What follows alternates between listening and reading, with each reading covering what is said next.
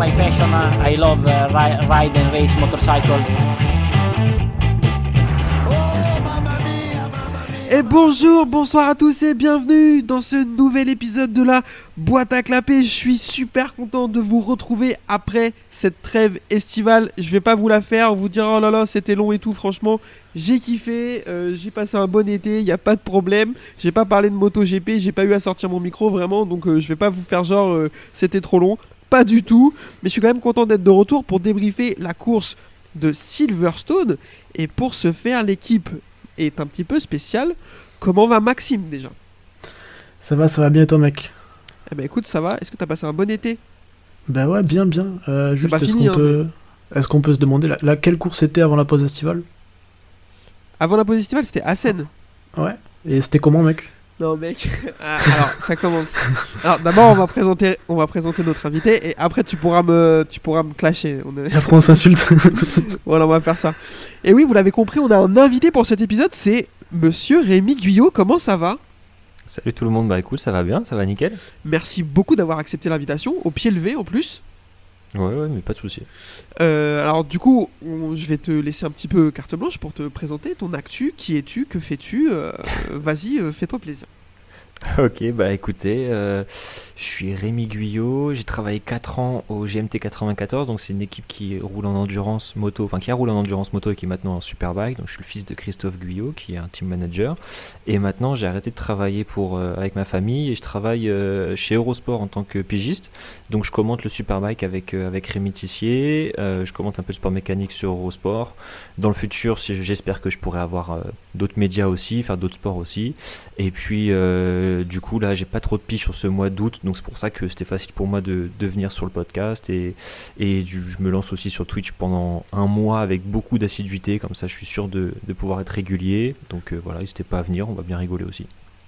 Yes, bah écoute, une nouvelle fois merci d'avoir accepté l'invitation, on est très content de te recevoir et on n'hésitera pas à partager ta chaîne Twitch sur les réseaux. N'hésitez pas à aller checker, hein. Il fait des lives super cool, il parle pas que de moto en plus, donc s'il y a d'autres trucs qui vous intéressent comme de foot, il parle pas mal de foot, allez-y. Ça dépend, c'est quoi ton club préféré Rémi ? Franchement je n'ai pas trop, hein. Je suis un kiffeur quoi. Je kiffe le foot, je suis là, j'aime bien parler de tout le monde. Quand j'étais petit c'était Valence en Espagne parce qu'il y avait un petit logo Batman sur le logo et je l'ai prenais sur FIFA. J'ai suivi ça pendant 10-15 ans. Après les droits, tu connais les streams hackés, ça commence à devenir de plus en plus compliqué à avoir et flemme de payer 15 abonnements pour regarder du foot, donc forcément je les suis moins, mais bon, après c'est le club que je suis avec le plus de régularité quoi. Ok, je te demande pas à toi Maxime parce que je sais, j'ai pas envie qu'on parle de ça dans mon podcast. Maxime, fervent supporter de l'Olympique de Marseille, on peut le dire. Ouais, c'est pas mal, c'est bien. Ouais, je vais aller à Marseille, je vais aller au Vélodrome regarder un match cette année. Ah putain, c'est beau. Le mec il y sera là avant moi, c'est fou quand même. Oui, alors que avant que Maxime remette le sujet sur la table, je devais aller à Assen. Tout était prévu, tout était calé. Je voulais faire un peu la surprise aux gens. Hey, coucou, je suis à Assen. Il s'est avéré que sur le quai de la gare à Paris, en arrivant pour prendre le Thalys pour aller jusqu'à Amsterdam, je me suis rendu compte, mais tiens, le numéro de train ne correspond pas avec le train qui part dans 20 minutes. C'est parce que j'avais pris un train pour le week-end suivant. Voilà. Oh, je suis donc resté à Paris. Ma place pour Assen est restée vacante. Voilà. J'ai pas pu y aller, donc oui, j'étais un peu dégoûté, mais c'est la vie. Que voulez-vous ? Ah, ça arrive même au meilleur en vrai, hein. C'est juste que bon, toi c'était compliqué après, je pense, de reprendre un billet dans la foulée pour prendre le train qui arrivait quoi. Plus de dispo, surtout le week-end. Un avion c'était hors de prix, louer une voiture je t'en parle même pas. Et en plus ça m'a mis tellement un coup derrière la tête. Putain, vas-y, fuck it. On verra un autre jour quoi. Donc ouais, petit seum, mais bon c'est la vie, ça doit être le karma vu que je suis pas très agréable sur Twitter il paraît. donc voilà. Trêve de tergiversation, je vous propose qu'on enchaîne tout de suite avec le débrief de ce qui s'est passé à Silverstone, mais surtout un point sur l'actu, les transferts, parce que ça y est, enfin, ça a bougé en MotoGP, avec tout d'abord le limogeage, entre guillemets. Alors ils vont nous dire que, je pense que ça a été décidé d'un commun accord, entre Morbidelli et Yamaha, le contrat s'est arrêté à la fin 2023, il ne sera pas reconduit. Donc l'italien / brésilien ne sera pas sur une moto à diapason l'année prochaine. Rémi, je te pose la question, est-ce que c'était attendu ? Est-ce que c'est un bon choix de la part des deux camps ? Ouais, c'était attendu, oui, c'était attendu que ça s'arrête au niveau du MotoGP. Après, je sais que du côté de Superbike, on a attendu beaucoup la réponse de Morbidelli pour savoir s'il allait en Superbike ou pas, parce que Yamaha lui proposait, enfin c'était l'option numéro 1 pour Yamaha pour passer en Superbike à la place de Toprak. Donc c'était plus là-dessus qu'il y avait une attente. Après, c'était sûr que ça allait se terminer avec Yamaha. Pour moi, oui, c'est sûr que c'est une bonne chose parce que honnêtement, voilà, contre-performance sur contre-performance. Il a fait un bon week-end cette année, c'était en Argentine si je dis pas de bêtises. Là, c'était pas trop mal, mais pareil, encore une fois, irrégulier, quoi. La première course, la course sprint, c'était la catastrophe, encore une fois. Donc non, je trouve ça normal. Reste à savoir s'il passe sur une Ducati, est-ce qu'il va tout emplâtrer ou pas. Parce que là, dans ce cas-là, ça serait compliqué pour Yamaha de digérer ça, quoi. Ouais, bah, je peux difficilement dire autre chose parce que je suis 100% d'accord avec toi dans le sens où oui, je pense qu'il fallait du renouveau dans les deux camps. Morbidelli en avait besoin et Yamaha en avait besoin. Et c'est exactement le genre de mec que potentiellement il monte sur une Ducati et tout de suite ça montre tout de suite le vrai niveau de la Yamaha parce que bon, après comparé à la Ducati ça veut pas dire grand chose parce que la Ducati est très très forte, mais en fait je pense qu'il en a encore sous le pied malgré les tirs que je lui mets depuis 3 ans, quoi. Ouais, mais c'est aussi mentalement, je pense qu'il est lassé, je pense qu'il voilà, de se battre contre la moto et quand on a en plus son coéquipier qui marchait bien en 2021, tu te dis, bon bah voilà, c'est moi qui vais pas bien, c'est la catastrophe, etc. Et quand il a commencé à baisser un peu en régime à partir de la moitié de saison 2022, bah en fait ça le rassure dans ses certitudes et forcément on se lasse un peu. Donc même je pense que mentalement, s'il a un nouveau projet, le pilote, en fait, si ça marche pas au bout de 4-5 courses, bah on peut se dire c'est bon, c'est terminé. Mais s'il arrive directement à se relancer, honnêtement, je pense que là il peut faire un peu de tort à Yamaha. Mais après, dans tous les cas, c'est pas une surprise, quoi. Les marques japonaises là en ce moment, elles sont vraiment au fond du classement. Ouais. On sait qu'aujourd'hui il faut être sur une moto européenne pour gagner, donc bon, ce serait une demi-surprise malgré tout, quoi. Exactement. Maxime, qu'est-ce que tu penses de tout ça, de ce départ de Morbidelli? Bah, je pense que c'était nécessaire, comme vous avez dit. Je pense que ce qui ressortait le plus de chez Yamaha MotoGP, c'est que il n'en avait absolument plus rien à foutre. Il était un peu en dilettante et peut-être plus trop investi, ou plus assez, surtout pour une marque qui a plus que 2 motos. Donc bon, je pense que c'est un gagnant-gagnant pour les deux.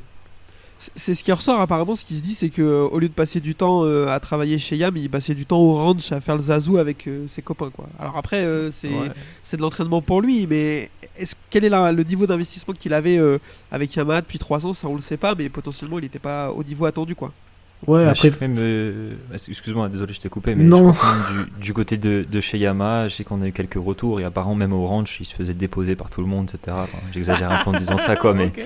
mais apparemment c'était pas simplement une question de sur la MotoGP ça ne va pas, etc. C'était que dans le comportement sur la piste, etc. Apparemment au ranch, de ce que moi j'avais pu entendre de Yamaha Superbike, etc. C'est que Morbidelli, l'équipe technique de Yamaha officielle, c'était pas forcément hyper ravi, enfin sûr et certain que c'était l'homme à avoir pour remplacer Toprak, parce qu'il y avait ce côté au ranch où ça se passait pas non plus hyper bien en termes de performance. Après bon, c'est l'entraînement, c'est totalement autre chose, quoi.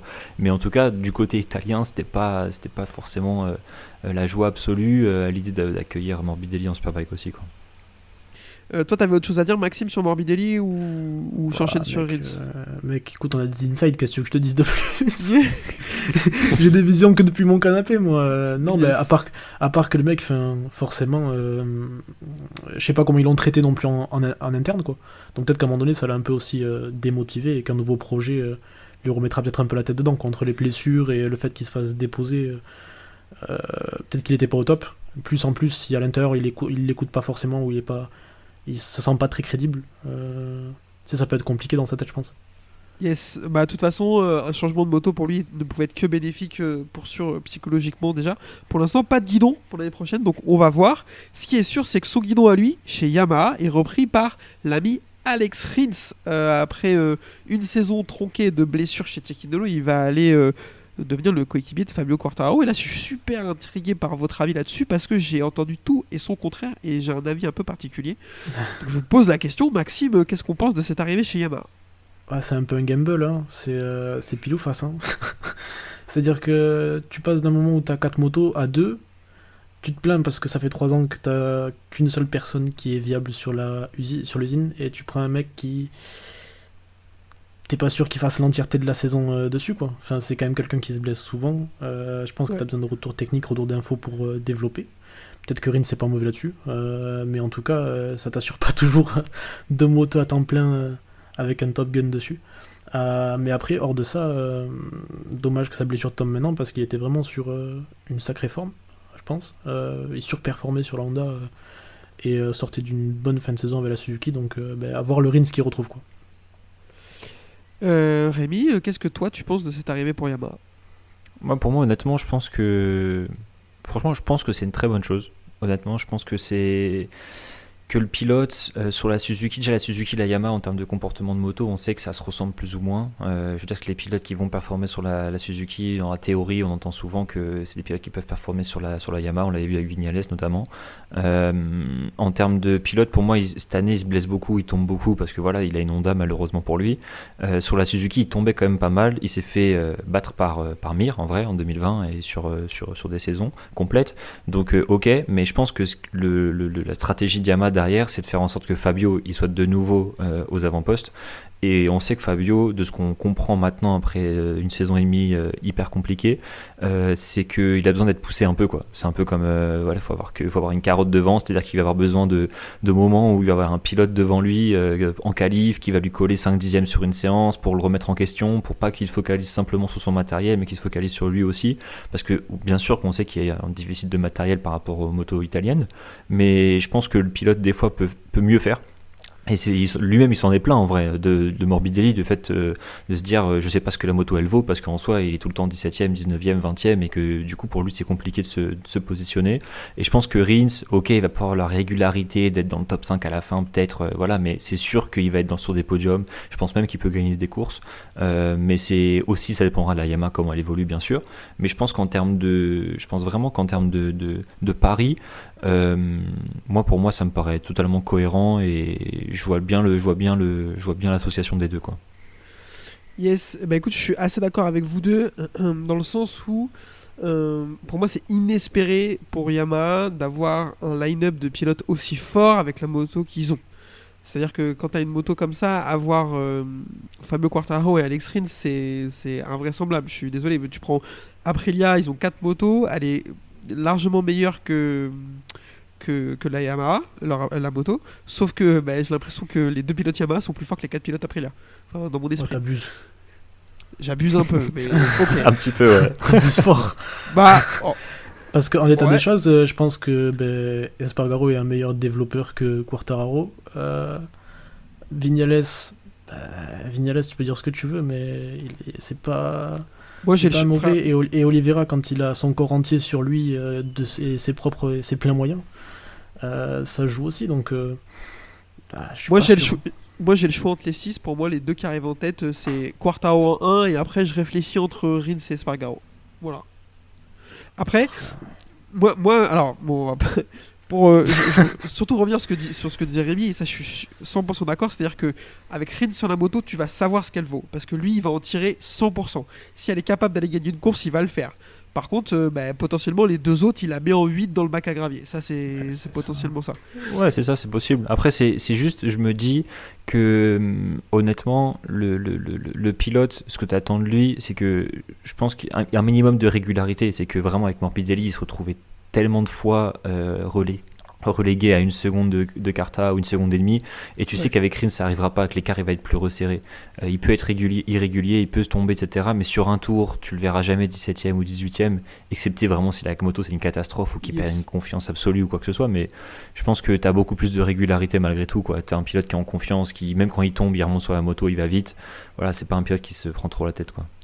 Je suis assez d'accord avec ça. Donc, bon choix pour Yamaha. Ça laisse un guidon vacant chez nos amis de Cecchinello sur la Honda, le guidon de Rins. On parle très très fortement de Monsieur Johan Zarco pour aller sur cette moto. Il y a même pire que ça, une offre qui a été faite. En fait, le manager de Zarco aurait approché Cecchinello en prévision d'une potentielle perte de guidon Ducati pour le français, et Cecchinello aurait fait une offre à Zarco. Bien sûr, tout ça c'est du conditionnel, parce que moi je suis pas dans les bails, hein, je connais personne. Qu'est-ce qu'on pense de ça, de cette potentielle... Déjà, est-ce que quand t'es Cecchinello, Rémi, t'as envie d'avoir Zarco sur ta moto ou pas? Bah déjà, il a l'avantage de le connaître, d'avoir travaillé avec lui sur une course ou deux.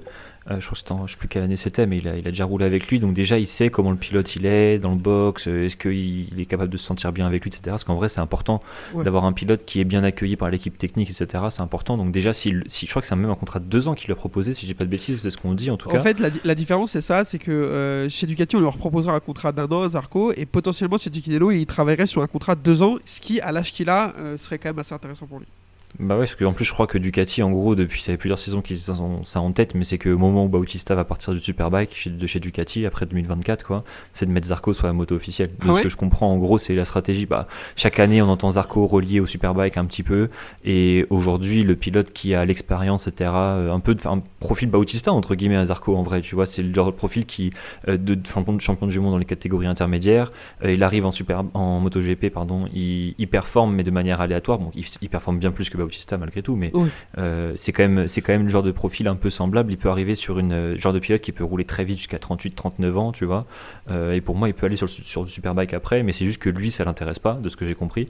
Et à ce moment-là, c'est là le choix qui doit être fait, c'est qu'il sait qu'en gros, chez Ducati, il aura une saison en plus, mais qu'en vrai, derrière, ça va trop pousser, ça va être compliqué de garder le guidon, parce que ça fait déjà 2-3 saisons qu'il fait plus ou moins le même genre de saison, où il est capable de performer sur 5-6 courses dans l'année, et il y a toujours des chutes ou des moments de contre-performance où on l'attend et au final, il n'arrive pas.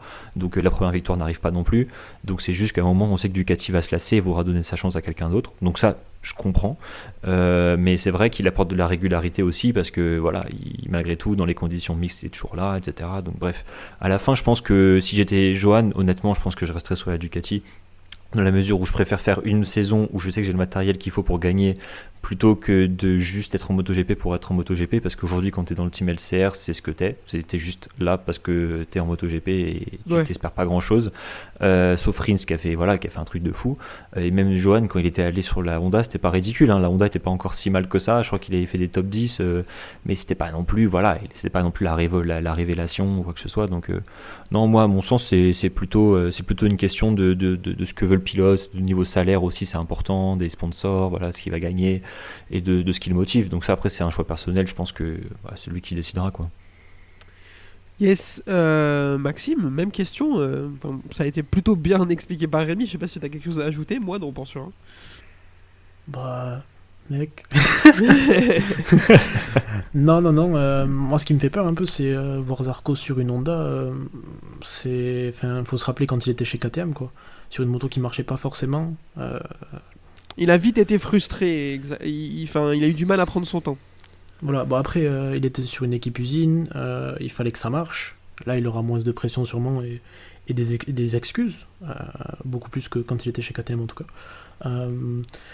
Donc bon, ben après, de toute façon, comme il disait lui, comme disait Rémi, pardon, c'est lui qui choisit, on peut pas choisir pour lui, c'est lui voir ses objectifs, quoi. S'il veut vraiment continuer à chasser cette victoire-là, et pourquoi pas, après quand il sera chez Ducati, on sait jamais, tu sais, il sort la saison de sa vie, peut-être il re-signera un contrat de plus, peut-être il pourra descendre chez Gresini, enfin tu sais pas après ce qui peut se passer. À lui de voir les challenges qu'il veut se lancer, quoi. Soit être serein, soit se relancer un dernier challenge et aller peut-être arracher une deuxième année de contrat chez Ducati, je sais pas. Ouais, bah alors ça va être un pari sur lui-même, comme tu dis. Est-ce qu'il se dit, ok, s'il m'offre le contrat en 2024, je le prends et je donne tout pour leur montrer que je mérite suite 2025, etc. Mais ça, il est censé faire ça depuis le début quand même, à chaque fois, vu qu'il a des contrats d'un an. Et comme le dit Rémi, des fois, en fait, il a des espèces de trous d'air qui font que c'est compliqué. Et le vivier de pilote Ducati, il est quand même conséquent. Donc c'est compliqué de garder un guidon, notamment un guidon d'usine, parce que chez Pramac, c'est un guidon d'usine qu'il a. Donc compliqué. Après aller chez Cecchinello, c'est pas un si mauvais choix. La moto, ok, elle est cata, sauf que t'es chez Honda, les mecs ils ont, je pense qu'ils ont une envie et une motivation à faire avancer la moto qui, de mon point de vue, est plus grande que chez leurs copains japonais de chez Yamaha. Donc j'ai l'impression qu'aller chez Honda, même si c'est dans un team satellite, t'as un peu plus de garantie à un moment donné à terme avoir une moto décente que quand tu vas chez Yamaha. Ça c'est. Non, ouais, t'as aussi l'après, entre guillemets, l'après MotoGP qui chez Honda est assez solide dans la mesure où ils sont investis dans tous les championnats, même en endurance. Tu sais que tu peux aller à Suzuka et jouer des victoires à chaque fois. Donc voilà, mais de ce que je comprends de Johan, c'est que c'est pas cette partie-là qui l'intéresse le plus aujourd'hui. En tout cas, il est vraiment focus sur le MotoGP. Et du coup, c'est pour ça que j'ai dit que c'est vraiment un choix personnel, c'est qu'en fait, ça dépend de la motivation du pilote, parce que s'il va chez Honda, mais qu'il considère ça comme, en gros, une relégation, entre guillemets, c'est là que ça peut vite partir en cacahuète, parce que le pilote va pas être content, va pas arriver dans les bonnes conditions, à la moindre difficulté, il peut vite se frustrer, s'énerver, et au final, après, même Honda va pas le garder, etc., etc., etc. Donc c'est pour ça que c'est juste un choix personnel, mais lui, il a beaucoup d'expérience, on n'a rien à lui apprendre, entre guillemets, quoi. Donc je pense qu'il arrivera à faire son truc tout seul, quoi. Ouais, non, clairement, il a pas besoin de nous. Hein. Ouais. Tout ça nous amène au micmac Ducati qui doit être réglé par nos amis Tarzozzi et Siabati, parce que Daligna, lui, il fait juste en sorte de faire aller vite la moto. Le reste, je pense que c'est pas lui qui gère. En tout cas, c'est un peu compliqué pour eux parce que ils ont donné les clés du camion entre guillemets à Marco Bezzecchi. Ce qui se dit, c'est qu'il lui aurait dit à Bezzecchi: tu fais ton choix, ou tu as une moto de l'année précédente chez VR46, ou tu prends le guidon chez Pramac de Zarco avec la moto de l'année officielle. Parce que aujourd'hui, ils veulent pas mettre 5 motos officielles, et ils veulent surtout apparemment pas donner de moto officielle à VR46. Ça, c'est des on-dit, hein, rien des en vrai, c'est ce qui a été dit, hein, c'est ce qui a été fait comprendre. Est-ce que aussi Pramac voudrait la lâcher? C'est toujours pareil. Est-ce que Pramac veut pas garder Zarco, mais absolument avec une moto de l'année? Quand Pinoti il a dit qu'il voulait garder Zarco, je pense qu'ils ont pas trop le choix. À mon avis, si Ducati dit bah non, mais nous on vous donne une moto de l'année N-1 et vous la donnez à Zarco parce que la moto de Zarco va la donner à Bezzecchi, je pense que Pramac ils vont faire ce qu'on leur dit. Enfin, tu vois, en vrai, il a dit lui-même quand Pinoti il a dit moi je vais garder Zarco, mais à la finale c'est pas moi qui décide. Ouais, après c'est ce qu'il dit devant les journalistes français. Bien sûr. Est-ce qu'en coulisses il dit pas genre je veux Zarco et la N, ou sinon il lui dit mec t'as la N mais c'est Bezzecchi quoi. Enfin, je pense que c'est possible, quand t'es Ducati, en fait, t'as tout intérêt à mettre Bezzecchi sur une moto de l'année. Enfin, oui. C'est le futur, et de toute façon, tu dois mettre la pression sur l'équipe usine. Y a pas... Et puis, de toute façon, Pramac a dit ce week-end, on veut jouer le top 1, on veut être la meilleure équipe. Donc, ils lâcheront jamais la moto de l'année. Et puis en plus, si tu veux pas frustrer Bezzecchi et lui dire ok, vous voulez pas me donner de moto de l'année, bah, je vais aller voir un autre qui va me la donner, il faut le faire rapidement. Comme Martin, ça. C'est comme Martin, tu veux qu'il aille voir où? Ouais, c'est vrai. Il ira voir nulle part ailleurs. Je pense que... Après, là où c'est bête, je pense que c'est Zarco, faudrait pas trop qu'il force, parce que tu vois ce que font les pilotes avec la N-1. En vrai, ça reste un package ultra solide. Bien sûr. Donc... Aujourd'hui, ce qui serait dispo, c'est le guidon de DJ Antonio, parce que ça a été acté qu'il serait plus là l'année prochaine. En interne apparemment. Si Zarco il a l'opportunité de récupérer ce guidon, je pense qu'il faut pas réfléchir à deux fois. Je pense qu'en fait, je veux pas faire de la spéculation, mais ce qui s'offre à Zarco, c'est une N-1 chez Gresini ou une moto de l'année chez LCR. Je pense que c'est ça aussi. Je pense que c'est à peu près ça. Et dans tous les cas, t'as une relégation. Et soit t'as une relégation sur une moto mauvaise, mais de l'année, donc usine, donc tu vas tester des pièces et tout, t'as un challenge intéressant. Soit t'as une relégation, mais sur une moto de l'année d'après. Donc après, c'est une question aussi d'égo, je pense. On peut pas. Non, puis après, même les façons de la Gresini. Là, en vrai, la moto d'usine, la différence entre la moto d'usine des deux officiels et des deux Pramac par rapport au Gresini et à VR46, c'est infime, quoi. Ouais. Je pense qu'en termes de performance, ça se voit dans tous les cas, quoi. La stratégie Ducati, ça a été en gros de faire en sorte que les teams satellites puissent battre les teams d'usine et simplement que Ducati soit devant. En gros, c'est ça la stratégie. C'est qu'on veut des Ducati devant, on veut que ça gagne. Qui que ce soit, on s'en fiche, on veut que ça gagne. Et à la fin, il s'avère que c'est payant parce que maintenant, c'est toutes les Ducati qui gagnent. Donc c'est pour ça que là, je pense pas que les différences soient telles. Je pense que si jamais, quand tu as un Bezzecchi qui est deuxième au championnat et un Martin qui est troisième, je pense que l'intérêt à la fin, c'est que, ok, peut-être que Bagnaia, Bastianini, etc. auront des pièces sur un Grand Prix, mais si jamais ces pièces-là sont validées, que c'est acté, que c'est plus performant, etc., Bezzecchi et Martin, ils vont les recevoir la course d'après ou deux courses après, quoi. C'est qu'il y a un battement, mais c'est qu'en termes de performance, on essaie de donner la même chose à tout le monde. Donc après, Gresini, je sais pas, parce qu'ils achètent vraiment les motos. Je sais que vers 46, c'est Valentino Rossi, donc il n'y a pas le même poids marketing derrière, etc. aussi. Mais voilà, je pense que malgré tout, il y a un intérêt du côté de chez Ducati de donner du bon matériel à chaque fois. Donc même s'il y a des changements, comme tu le dis, c'est surtout une question dans la tête de ne pas prendre ça comme une relégation, parce qu'à la fin, la moto, tu sais que tu l'as chez Gresini, tu peux gagner un championnat cette année. Quand tu vois ce que fait Alex Marquez sur la Gresini, pour moi, Alex Marquez, c'est pas beaucoup plus fort que Johan Zarco. Non, mais c'est très bien qu'il soit là-bas. Ça lui va très bien, Gresini, je pense. Ouais, non, mais ça va très bien Alex Marquez, et c'est pour ça que je me dis, quand je suis Johan Zarco, je vois ce que fait Alex Marquez, je me dis, ok, je suis pas moins fort que ce mec, il est capable de gagner des sprints et de se placer pour des podiums, bah je peux le faire aussi, quoi, tu vois. Ouais. Après, il y a aussi un autre truc, je trouve qui est peut-être important, c'est que c'est important pour Ducati de filer une moto de l'année à Bezzecchi parce que, enfin, je sais pas, je me mets à leur place. Imagine, t'as 4 mecs qui roulent avec une moto usine et c'est un mec avec une moto de l'année d'avant qui va chercher le championnat. Ouais. Ce serait quand même un espèce de petit désaveu quand même, enfin, je sais pas. Ouais, alors Mais après, ça, je crois que je me mets à la ça, c'est place de la stratégie Bagnaia, qu'ils font. enfin. J'ai Non, des ça pour boules les un peu, pilotes, hein.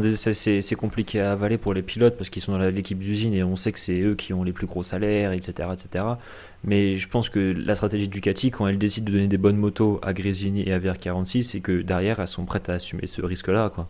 Ouais. C'est le contraire de ce que peut faire, ce que faisait Kawasaki en Superbike par exemple, ou de ce que fait parfois Honda aussi, quoi. C'est de se dire on donne pas forcément tout aux équipes satellites. On se focus sur l'équipe Factory parce que voilà, on se concentre plus là-dessus. Voilà, après c'est une question de budget aussi, de ce que tu mets, mais je pense qu'à la fin, eux ce qu'ils veulent, c'est que les Ducati, ça gagne partout, quoi. Ouais, faire attention, je pense quand même. Parce que Ouais, non, mais c'est possible. Bagnaia, un quart de saison à peu près, Bezzecchi le malmène un peu et il commençait déjà à faire des sacrées sorties. Donc tu sais, moi je le vois pas arriver dernière course de l'année sans qu'il y ait un drama. S'il Non, a c'est un vrai point qu'il y en aura d'avance. dans la saison. Il va y avoir un truc, c'est Non, sûr. mais puis même une crise un peu, peut-être plus politique chez Ducati, où à un moment donné, t'as un mec qui se casse le cul pour être usine et il se retrouve à batailler avec un mec qui arrive depuis 2 ans sur une moto de l'année d'avant. Ouais, mais après, tu sais, quand t'es la marque et que ta marque, tu sais que Ah, c'est bien la sûr, meilleure je suis et d'accord qu'elle gagne avec toi. tout, t'es plus fort en fait. T'es suis plus fort que d'accord le avec toi. pilote. Le pilote, il va même pas oser lever le ton parce qu'il sait qu'il a le meilleur matériel, la meilleure équipe, etc. C'est vrai que ce truc-là, ça peut arriver. Tu vois, par exemple, les frustrations entre team usine, team satellite, on l'a vu. Reed s'est dit, je pars de chez Honda parce qu'ils sont focalisés que sur la factory, etc. Tu as ces frustrations même quand le team satellite bat la team factory. Tu as ces frustrations même dans le team factory, etc. Ouais. J'ai l'impression que du côté de chez Ducati, tu as vu à chaque fois, on vient féliciter Shabati, enfin tout le Bien monde. sûr. Ils viennent féliciter dans le parc fermé les pilotes Ducati qui ont gagné. Et tu vois pas ça dans toutes les marques. Pas chez Yamaha, c'est sûr. Ils en ont que 2 de toute façon. donc. ils ont personne à féliciter, eux, hein. Messieurs, on a fait un gros point sur les transferts. Je vous propose qu'on enchaîne avec ce qui s'est passé à Silverstone, mais ça nous empêchera pas de juste, revenir. Vas-y, En vas-y. vrai, on n'a pas parlé d'Acosta, mais c'est le bordel Ouais. chez KTM. Bah, ouais, vas-y. Ouais, je suis désolé, mais t'as les 2 motos-usines qui sont censées être bloquées. Ils ont confirmé Fernandez. Non, Espargaro normalement. Fernandez a été confirmé par la hotte de chez Tech 3. Ah, c'est vrai. Ils ont dit qu'ils voulaient le garder, absolument le garder. Je crois que c'est, comment il s'appelle, Poncharal qui a dit qu'il voulait garder l'année prochaine Fernandez. Après bon, ils font pas forcément ce qu'ils veulent, mais Ok, lui a dit qu'il ouais. avait été assuré de rester par KTM, etc. aussi, donc je crois que Bayer il pousse pour introduire une 5ème moto. Ouais, c'est ce À qu'il se défaut, dit. à défaut, Il a- à défaut d'avoir réussi à avoir LCR ou... Voilà, il a approché Kresnik. le CR pour mettre 6 motos, etc. Mais tout ça, ça fonctionne pas. Donc, ils essaient de trouver des solutions un petit peu en grattant sur le règlement, mais est-ce qu'ils vont réussir? Après, Acosta, il a quand même les balls, entre guillemets, de mettre la pression. Genre, ok, c'est un pilote très très fort et pour moi, c'est un crack. Hein, mais mec, Si t'arrives et que il tu est en fails. il est en train de faire. Enfin, je veux dire, c'est un petit. Un mec de 18 ans, un petit espagnol de 18 ans avec un appareil dentaire qui est en train de faire vaciller une des plus grosses marques de moto du monde, tu vois, à un moment donné, enfin, Ouais, c'est vrai que calmez-vous. c'est surprenant ça, parce que c'est vrai que même en Formule 1, tu vois, t'as l'habitude de voir des pilotes qui n'ont pas la porte de la Formule 1 qui s'ouvre alors qu'ils sont champions du monde de Formule AE, etc. Et Formule 2, pardon. Ouais. Et en gros, ils doivent partir au Japon, des trucs comme ça, pour faire des championnats annexes, le temps que la Formule 1, Exactement. il y a un baquet qui soit disponible. Et en MotoGP, tu sens que les équipes elles sont beaucoup plus perméables à ça, aussi parce que t'as pas d'alternative. Le Moto 2, on sait qu'une saison, tu peux être champion du monde, mais c'est des championnats qui sont tellement bizarres, honnêtement, c'est tellement difficile à décrypter à chaque fois. Ouais. Mais les pilotes, ils ont tous l'air de dire que c'est hyper compliqué, que t'as l'impression, même le dernier, qu'il attaque comme un fou furieux et que c'est hyper dur, que l'année prochaine, t'es même pas sûr d'être dans le top 5, quoi, en fait. Et du coup, je sens que cette peur-là, en fait, du côté de Moto 2, la catégorie, on voit que c'est un peu le parent pauvre, en vrai, du MotoGP, enfin du paddock, parce qu'à chaque fois, elle passe après les courses MotoGP à Silverstone. c'est à moitié à regarder, parce que c'est Ouais. compliqué à décrypter, et les pilotes ils ont peur parce que c'est des motos qui sont dures à piloter, et du coup ça pousse beaucoup plus, tu vois, et c'est là qu'on manque d'un championnat où d'attente, tu vois, où justement le Superbike ou quoi, ça pourrait être ce genre de championnat là, mais pour le coup ça fonctionne pas comme ça en moto, et c'est pour ça que ils sont plus perméables au stress au niveau des constructeurs et tout. C'est qu'ils savent très bien que, je sais plus qui c'était le pilote, c'était Joe Roberts je crois, il devait aller chez Aprilia, il a refusé. Ouais. Tu vois, après tu as des pilotes comme ça qui peuvent se dire vas-y, bah, j'ai pas ce que je veux là, je vais aller dans cette marque là, et perdre le talent qu'ils voulaient à la base. Bah, typiquement c'est Marc Marquez en vrai qui est parti de KTM à Honda. Ouais. Donc en vrai ils peuvent se bien Il mordre a les bien doigts. fait. Après c'était pas en MotoGP à Jorge l'époque. Martin aussi, hein. Jorge Martin pareil. Ouais, Martin aussi, ouais. Donc c'est plus de ça dont ils ont peur, c'est qu'ils ont rien à proposer en fait en dehors du Moto 2 quoi.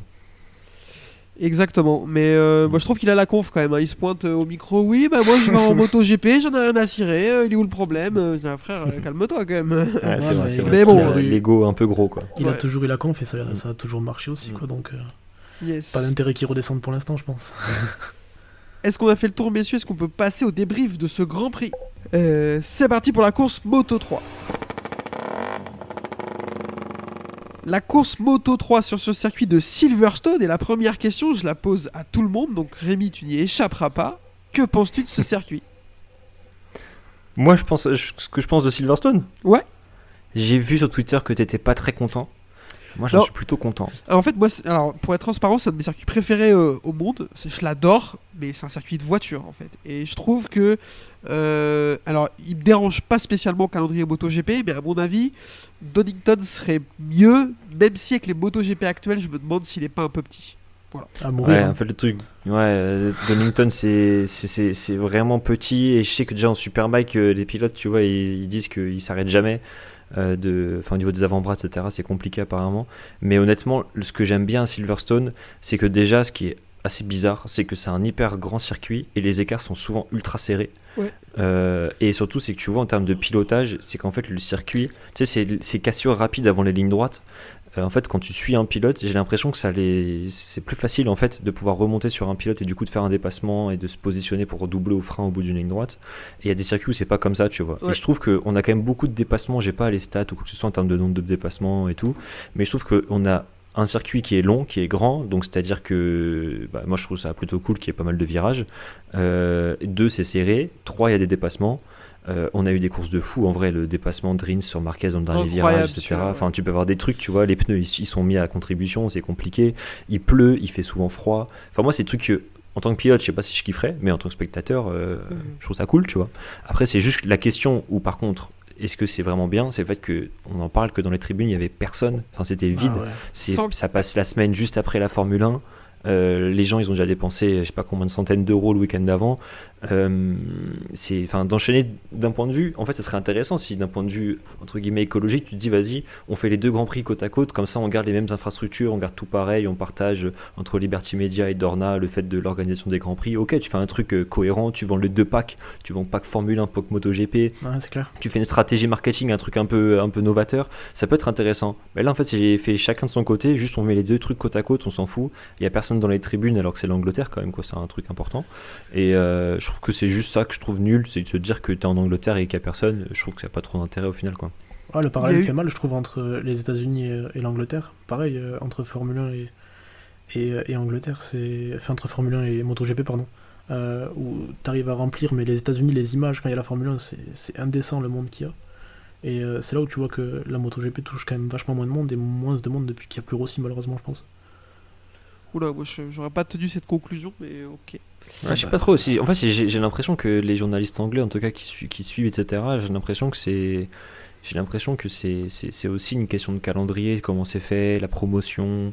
Parce qu'en fait, ce qu'il faut savoir, c'est que quand un Grand Prix de MotoGP il est organisé, c'est que Dorna il donne les droits à un organisateur d'organiser le Grand Prix, et que si jamais les billets ils sont trop chers, s'il y a la communication dans la région ou sur les réseaux sociaux c'est mal fait, etc., c'est pas trop du problème de Dorna. À partir du moment où ils savent qu'ils ont signé pendant 5 ans à Silverstone, j'ai une bêtise, eux ça va continuer, quoi. Ouais. Donc si jamais c'est mal promu, mais en fait t'as l'impression que le sport va pas trop fonctionner dans le pays, alors qu'en fait c'est hyper important. On a eu le truc en Indonésie, nous en Superbike, Indonésie, Asie du Sud-Est, plus grand marché du monde, on te le dit que c'est le pays de la moto, tout le monde en regarde, etc. T'arrives au Superbike, c'est mort comme c'est pas possible, il n'y a pas un chat, parce que les billets sont ultra chers et qu'il n'y a que les richissimes indonésiens de Jakarta qui viennent en avion faire l'aller-retour à Lombok pour aller regarder la course. Et tous les locaux de l'île, ils peuvent pas mettre un pied sur le circuit, tu vois. Donc là, c'est le cas extrême. Mais si t'as un truc semblable où c'est mal promu par comment dire, le promoteur anglais, bah à la fin, t'as un Grand Prix qui intéresse personne. Donc c'est ça qui est compliqué à voir, c'est qu'après c'est un truc, faut connaître chaque promoteur. On sait qu'en France on est tranquille avec Claude Michy, il y a toujours du monde, mais c'est pas partout pareil quoi. Mugello ils ont le problème par exemple aussi, tu vois. Ouais, Mugello c'est cata, ouais. Après, moi je sais pas si. Je suis 100% d'accord avec ça parce que c'est aussi au promoteur de faire bien son taf. Apparemment Claude Michy le fait très très bien. Moi j'ai pas eu la chance d'aller sur d'autres circuits et normalement parce que j'ai pas réservé des billets de train déjà, ça commence par là. Mais en plus il paraît que l'expérience sur place au Mans est meilleure que sur les autres circuits aussi du MotoGP. Il y a ça, mais. Après moi, en Angleterre et au Mugello quand même, ça, en fait c'est le delta qui m'interroge quand même, qu'il n'y ait pas trop de monde pour X raisons, comme tu dis c'est trop cher, c'est mal promu et tout. Là quand même, on parle de 115 000 personnes sur les 3 jours à Silverstone, c'est un tout petit peu plus que uniquement le dimanche au Mans quoi. Ouais. Donc, non mais c'est vrai que ça c'est un problème. Parce qu'en plus en Angleterre il y a quand même des fans de MotoGP, je pense, c'est pas l'Indonésie, mais du coup je pense qu'il y a quand même du vivier, donc... c'est difficilement explicable. Mais par contre, je te rejoins complètement sur cette histoire de Liberty Media Dorna. Enfin, franchement, parlez-vous quoi. Ouais, c'est ça. Mais ça, c'est un problème de coordination des calendriers, mais ça, laisse tomber quoi. Ça pourrait être pareil. On pourrait inclure le motocross, on pourrait inclure plein de trucs qui fonctionnent bien aussi. Et bref, ça n'a jamais été fait. Et je pense pas qu'on le verra de notre vie, je pense. Ça n'a pas de sens. Ouais, après, je pense que quand tu viens au GP de France, certes, t'es fan de moto, t'es fan de MotoGP, etc. Mais tu t'attends peut-être à avoir une Marseillaise, à vivre des moments, tu vois, comme t'as avec Vesarco. Enfin, ouais. Alors qu'en Angleterre, tu t'identifies à qui? T'attends quoi? T'attends une victoire de Dixon? Enfin... Non, mais mec, en 2013, 14, 15, il n'y avait pas de Français en MotoGP. J'étais au Mans et c'était blindé. Hein. Donc, non, après, il y a une question de culture aussi, tu vois, mais ouais. ça n'a jamais été aussi blindé que depuis qu'il y a des Français qui perfent, quoi. Par contre, oui. Ah bah forcément, je pense que le premier vecteur de personnes sur place, c'est le fait qu'il y a un pilote du pays en question qui performe. Ouais, t'avais Crutchlow avant, c'est vrai que c'était pas incroyable, mais en fonction des années, il pouvait faire un podium, un truc quoi. Donc c'était pas impossible quoi. Que ça puisse jouer, c'est sûr dans tous les cas, parce qu'on sait que les fédérations elles se battent toutes pour avoir un pilote en MotoGP, ils payent des guidons, etc. À l'époque où on n'est pas de Français, la FFM mettait vraiment la main à la poche pour que Loris Baz ou pour Di Miglio ils soient là en MotoGP, parce que sinon pour même le promoteur, hein, même Nishi payait pour les pilotes parce il avait besoin d'un pilote français pour ramener du monde. Donc ils sont prêts à mettre des centaines de milliers d'euros pour ça veut dire qu'il y a forcément un impact derrière quoi. Mais c'est un peu putain, on est en train de faire des digressions de fou, mais je trouve que c'est intéressant. C'est un peu ce qui est en train de se passer avec Dixon. On parle de lui en MotoGP, mais c'est parce que la Dorna pousse, parce que le plus grand diffuseur, le diffuseur principal est anglais et que eux ils veulent qu'il y ait un anglais en MotoGP. Donc le plus décent c'est Dixon, malgré qu'il soit pas incroyable. Donc en fait on tend vers ce genre de choses et c'est exactement ce cas-là quoi. Ouais, de toute façon, c'est la stratégie de sélection des pilotes par rapport à leur nationalité, par rapport aux droits télé, quoi. Quand on avait un Yoni Hernandez parce qu'il était sud-américain pour avoir les droits sud-américains, demain, les Japonais on en a besoin à chaque fois parce qu'il y a des constructeurs japonais et que ça attire le marché d'Asie de l'Est. Mais demain, si t'as un pilote chinois, je te jure qu'il va être poussé comme pas possible, tu vois. Ou un pilote indien, c'est pareil. Donc là, c'est un anglais, donc c'est en plus Jack Dixon, ça va. Moi, c'est un choix qui, même si c'est fait dans cette logique-là, c'est pas forcément la bonne logique, mais moi c'est un mec qui vient du BSB, que j'ai suivi l'année où il roulait en BSB, etc. C'est un mec qui gagne en championnat d'Angleterre, qui est quand même assez particulier en 1000, etc. Donc le fait qu'il vienne en Moto 2, qu'il mette 2-3 saisons à marcher et qu'à la fin il y arrive, je sais qu'à la base son truc c'est les grosses motos, donc je peux lui faire confiance sur une saison de me dire que c'est pas inconscient, inconsidéré de le mettre en MotoGP. Après c'est vrai qu'il y a la question du mérite, etc., de prendre le champion ou le vice-champion quand il est, voilà, mais bon, on sait que c'est pas fait que de ça. Et à la fin, moi quand je vois ce que Carta il a fait et qu'il a rebattu un peu les cartes de dire on prend pas forcément le meilleur mais on prend celui en qui on croit le plus, bah on y va. Et je pense que Dixon, honnêtement, pour moi, je pense que demain il va en MotoGP, je pense qu'il est devant Augusto Fernandez.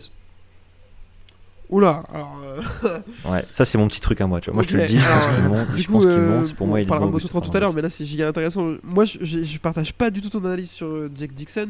Alors il serait pas honteux de le faire monter en MotoGP, loin de là. Pour moi ce serait même moins problème. Enfin, je serais moins choqué de le voir en MotoGP que je l'étais de voir Miller monter directement depuis le Moto 3 par exemple. Ça, je trouvais que c'était vraiment étrange.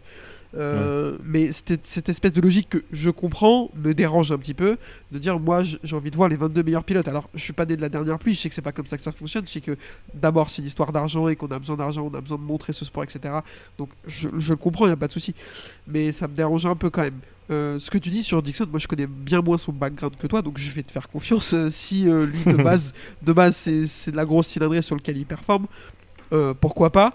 Après, moi très clairement, demain s'il prend une moto GP, surtout si, par exemple, Science Fiction il prend la moto de Jackie Dello, si jamais c'est pas Zarco qui le fait, moi à part dans les tréfonds du classement, je vois pas ce qu'il pourrait faire. Et Augusto Fernandez aujourd'hui m'impressionne par rapport à ce qu'il fait. Je vois pas du tout, peut-être que je me trompe et je lui souhaite de me tromper comme je le dis à chaque fois, je vois pas du tout réussir à faire ce que réussit à faire Augusto Fernandez, comme par exemple il l'a fait ce week-end, quoi. Ouais, moi je te dis, Augusto Fernandez ça a été exceptionnel parce qu'il y a eu cette qualif sous la pluie, quand ça roule, et la course sprint sous la pluie, quand ça roule sur le sec, tu vois qu'il dégringole au classement. Et il a eu une course cette année où il a impressionné tout le monde, je crois que c'était en Argentine aussi d'ailleurs. Au Mans, il en a fait. été incroyable. Au Mans, c'est ça. Au Mans, il ouais, fait au Mans. 4ème sous le sec. Il fait voilà, ça pour moi c'est sa course qui peut lui sauver sa saison. Donc je dis pas que Dixon pourrait avoir une course comme ça dans la saison, mais je pense qu'en régulier, après s'il a la Honda LCR, que voilà c'est encore la galère absolue pour le constructeur, je dis pas que il serait tout le temps devant, mais je pense que malgré tout c'est beaucoup moins ridicule que ce qu'on puisse penser. Après en vrai c'est un petit pari que je lance comme ça, tu vois, mais c'est juste que je pense que c'est en fait cette logique là qui a derrière marchande, elle est pas bien. Parce qu'elle peut tomber sur des pilotes qui n'ont absolument pas le mérite de monter, et on l'a notamment avec les pilotes payants qu'on a en Moto 2, tu vois, moi des Gourberg ou des Barry Beltus qui étaient 25e ou 20e en Moto 3 qui montent en Moto 2 parce qu'ils ont le gabarit Moto 2 ou qu'ils ont le budget pour payer. Moi ça paraissait inconsidéré, tu vois, mais à la fin les deux là sur la course à Silverstone ils m'ont tué, quoi. Ouais. Je me suis tué à la fin, j'ai dit en fait à la fin même les pilotes comme ça qui à la fin quand ils arrivent dans la catégorie ils sont pas censés être là, à la fin ils arrivent à performer. C'est qu'il y a un truc qui est difficile à expliquer, que moi j'ai pas encore trop compris je pense, mais qui a essayé d'analyser, quoi. Attends, t'as 2 doigts de me convaincre, c'est incroyable. Ouais. Maxime, est-ce que t'as quelque chose à ajouter ou est-ce que t'es chaud pour enchaîner sur ton débrief de la course Moto 3 ? Tu choisis. Là où je suis un peu plus sceptique sur Dixon, c'est la régularité. Là où Fernandez arrive à être très bon sur la gaz, c'est qu'il est quand même super régulier. Et Dixon, c'est pas ce qui me frappe, quoi. Mais bon, après, voilà, quoi. On verra ça, mais bon, de toute façon, ça prend ce chemin très clairement. De quoi ? Dixon en MotoGP. Ah ouais ? Oui, bah oui. Tu le penses vraiment ? Ah oui, je le pense vraiment. Ok. Je le pense vraiment. Tu peux enchaîner avec ton débrief ? Du coup, le week-end de Moto 3, du coup, avec lequel on va commencer. Déjà, première chose, le retour de Lorenzo Felon à la compétition. Son premier départ depuis 9 mois, parce qu'il n'a pas pris le départ à Portimao. Donc, son dernier départ, c'était Valence 2022. Agréablement surpris pour son retour au final, parce que il va monter crescendo dans le classement, jusqu'à la P4 en FP3, sur des conditions dantesques. Donc, c'est à prendre avec des pincettes quand même, mais on se dit que il va arriver en Q1 assez confiant, parce que c'est encore des conditions plutôt mouillées. Mais au final, peut-être un peu trop, parce que dans son tour de sortie, il va taper l'intérieur sur un mec, si je dis pas de bêtises, c'est à Brooklands, avant d'enchaîner le fil, du coup, le grand droite, et perdre l'arrière, donc high side, chute dans le gravier, etc., qui va sûrement abîmer sa moto. Donc ça le fera terminer la Q1 11ème à 4,2 secondes du passage en Q2. Il le fera partir 25ème sur la grille, sans spoil le reste. Qu'est-ce que vous avez pensé de son week-end et de son retour ? Vas-y Rémi. Juste pour être sûr, on parle de Lorenzo Felon ? Ouais. Exactement. Ok. Pour moi, son week-end il est intéressant dans la mesure où il revient de blessure et il fait direct une bonne qualif. C'est une bonne qualif, il fait 4ème sur la grille ? Il fait 4ème en FP3, mais il fait 11ème en Q1. Donc 25ème sur la grille. En Q1, c'est ça, pardon. Ouais, excuse-moi, désolé. 4ème en FP3, et la FP3 c'est sous la pluie. C'est sous la pluie, ouais. Donc, ouais, c'est sous la pluie. Moi, honnêtement, je trouve que malgré tout, je suis quand même déçu de cette performance de manière générale. Il s'est blessé. Là, il revient. Bon, voilà, c'est intéressant. En vrai, il y a de la perf parce que de faire 4ème place sous la pluie, c'est intéressant. Moi, j'avais déjà pu le voir rouler un peu avant qu'il arrive en Grand Prix, etc. Pour moi, il a du talent, c'est sûr. C'est un pilote qui peut fonctionner. Il avait son père qui l'a bien encadré, et au niveau pilotage, on sait que voilà, quand tu fais réussir Johan Zarco, c'est que bon, déjà t'es pas un manche pour faire du bord de piste et dire ce qui va ou ce qui va pas. Donc pour moi, il était bien encadré, il a les bonnes bases pour réussir. Après, c'est vrai que voilà, on sait que les pilotes, des fois, c'est une question de discipline, enfin de catégorie plutôt, c'est une question de plein de choses et d'entourage, enfin de plein de différents facteurs, même de l'équipe. Et aujourd'hui, je pense c'est pas du tout la catégorie qui lui va, parce que quand ça fait presque 3 saisons là que tu y es et que ça fonctionne pas, surtout que les saisons coûtent cher, et donc tu as la pression tu sais que tu dépenses beaucoup d'argent quand tu es un pilote payant. Voilà, je pense que moi aujourd'hui, sur un pilote comme ça, je le verrais plutôt peut-être être bon sur du mondial super sport ou de la 600. Je pense qu'en Moto 3, peut-être que je suis un peu dur, hein, mais honnêtement c'est ce que je pense, c'est que aujourd'hui malheureusement il est en train de perdre sa place en Moto 3, sa légitimité, quoi. Du coup, pour répondre à ta question, Maxime, moi je suis assez d'accord avec Rémi de manière générale. Et sur ce week-end, il m'a agréablement, je mets des guillemets, vous voyez pas parce que c'est un podcast, hein, mais surpris comme toi, parce que je l'ai trouvé. Je l'attendais vraiment à se battre avec Carrasco pour pas être dernier. Et finalement, ça n'a pas été le cas. Donc, Mec, elle était à 10 secondes des temps, elle était même pas dans les 105% en P3 sous la pluie. Non mais ouais, pour un retour de blessure, c'était pas trop mal. À voir ce qu'il fait, mais dans la globalité, je suis d'accord avec ce que vient de dire Rémi. Je pense que ça va être compliqué pour lui de garder son guidon en mondial, ouais. Enfin en GP. À noter quand même, on se moque de Carrasco. Enfin, on se moque, on en parle Non, souvent. non, on fait pas de choses comme ça, nous. Mais avant d'attaquer le Moto 3, elle s'est gravement blessée, si je dis pas de bêtises. Peut-être Ouais, que tu me diras. Tout à fait, ouais, non. Ça m'en parlait ce week-end, ils ont peut-être précisé. Et du coup, ça met un peu tout en relief, quoi.